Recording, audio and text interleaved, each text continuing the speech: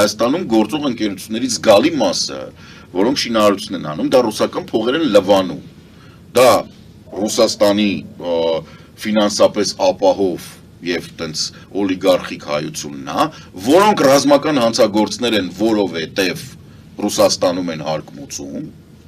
եւ որոնք Հայաստանում փողը լվանում են, իրան գալիս են արագ-արագ ստեղ կառուցում են, արագ-արագ բանկերի միջոց, բանկերից փողը վերցնում են, բանկը տալիս է դա հիպոթեք, ինքը իր փողը մաքրել է, լվացել է, ինքը արդեն մաքուր է։ Ոչ մեկին չի հետաքրքրում, որ Հայաստանում ստեղծված այս բանի շինարարական շուկայում այս ահռելի գերարտադրանքը ոչ մեկին պետք չի։ Որ նայեք տնտեսական ցուցանիշները ու տնտեսական աճաբանը։ Մենք 12%, 15% շինարարության շնորհիվ է, բայց չկա այդքան մարդ, ինչքան բնակարան է կառուցվում։ Հիմա բացատրում եմ, այս ամբողջը գալիս է Լարսով։ Նորմալ է, որ Վրաստանով է գալի։ Վրաստանը տեսնում է, որ Հայաստանը իրանց ցածի տակից գնում է։